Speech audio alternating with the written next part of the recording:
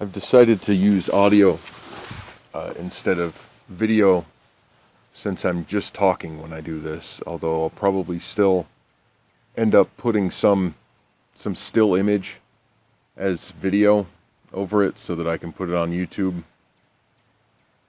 Uh, I don't know if anyone really will be listening to what I say, and no one, of course, is obligated to. I don't do this out of some kind of hubris or whatever the word is. I don't know. I don't do it because I expect people to fucking pay attention to me. Like, I'm not terribly interesting. I can be, I guess, to some people. If you if you enjoy the absurd, like both intentionally and unintentionally absurd things, because I'm kind of a fucking joke. But I do have a lot of time to think, and so occasionally I think what I'm going to start doing, because I hate writing by hand, and uh, I only write using a computer because I get paid for it at this point. I think I might just start talking, since I don't really have meaningful conversations with anybody, especially not where I'm talking. Might as well just get it out of my system here. I was thinking about today, I read in some comments on some article that I read. Like, the details already escaped me, but what stuck in my mind was someone described the human race as a superorganism, which I, I understand what that means, or at least how it's used. I understand that it's meant to mean that we have like ants. Ants are a colony of ants is a superorganism because they all act in unison.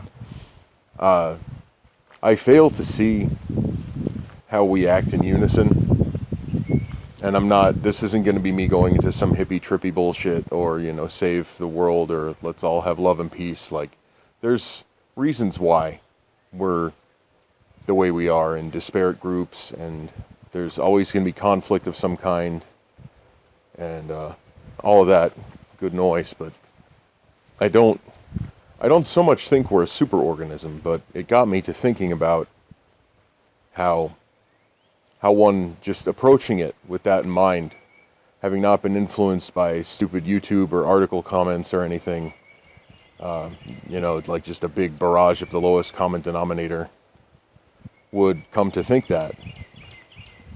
What context clues they would have, or what examples. And one that I thought of is that when you look at life pragmatically, when you look at it separate from any kind of religious or spiritual or higher thought, when you look at it for what it really is, like all life, just this brute struggle to not only survive and perpetuate, you wonder how a human intelligence, and I'm not talking about intelligence as in like brilliant, like a brilliant person. I'm talking about any, like, just the human level of intelligence. We're self-aware, we're conscious of ideas on levels sort of beyond the immediate. You would wonder how someone would examine that whole thing and see that there was any point.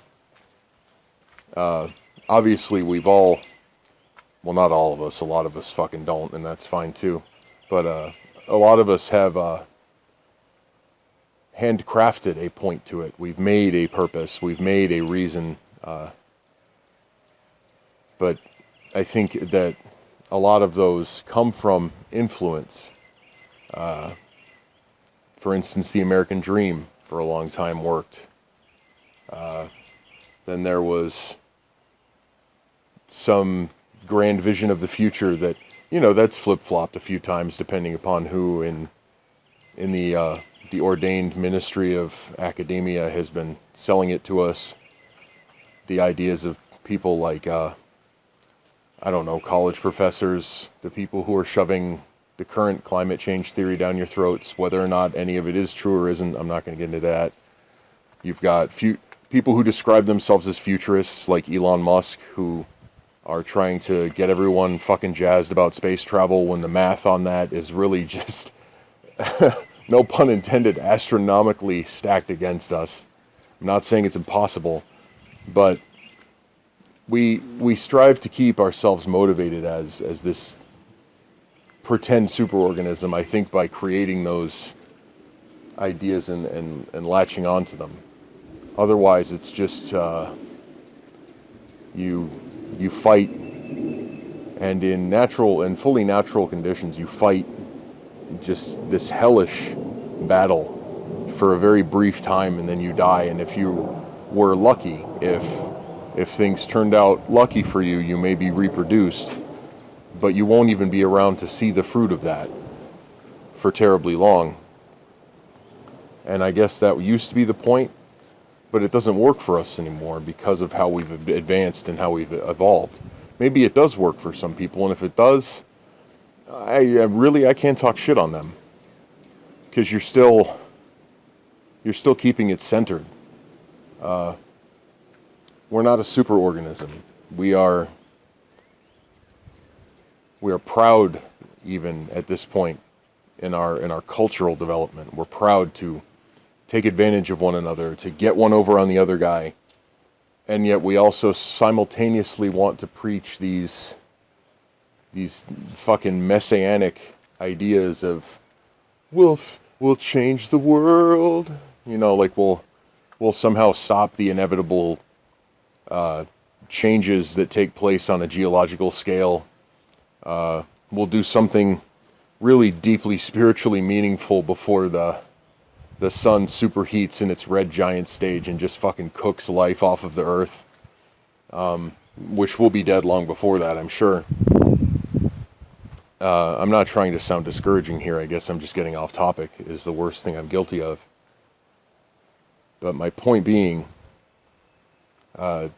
stop trying to attach these fucking Star Trek, Next Generation, like bullshit Doctor Who, woo, the human race is a superorganism. No, we're fucking not. We're disparate individuals. At this point, billions of us, all fighting and competing, and you can choose not to view it that way, and you can choose to frame it more peacefully, but without like endorsing one side or another of any of these conflicts. Like, just look around you, look at the world around you, honestly. Like, look at the sheer number and scale of the conflicts taking place. You have cultures overtaking other cultures, and yes, that is happening. And you have countries poised to launch devastating nuclear armaments at one another at a moment's notice, and yes, that is happening. And you have like people willing to commit genocide. You have historical atrocities that have already happened, and you know that just up until maybe like the last 100 years, human history has been one of just torture and murder and indiscriminate choking growth. And it's time to stop trying to romanticize us. We're not destined for some bright future. We're not destined for anything. We don't know where it's going to end up.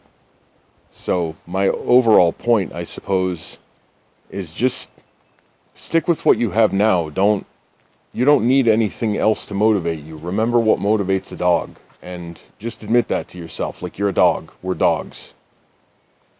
Be motivated by what's going to provide you with pleasure while you're here, and try not to step on anyone else's ass if you can help it, because that will make your life more difficult.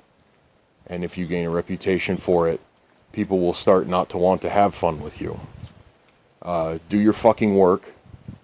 Be serious about the shit that you should, but don't forget that you're more complex than an animal at the same time. Have some fun. Be fucking nice. It's not hard. If you're miserable, it's probably because you're missing something. Find out what that is and see if you can't lay your hands on it instead of just being miserable to everybody else. But we're not a superorganism, and there's nothing romantic or Gene Roddenberry about us. Like, we do not fucking matter. So yes, we have to create it on our own. So best of luck to everyone in doing that.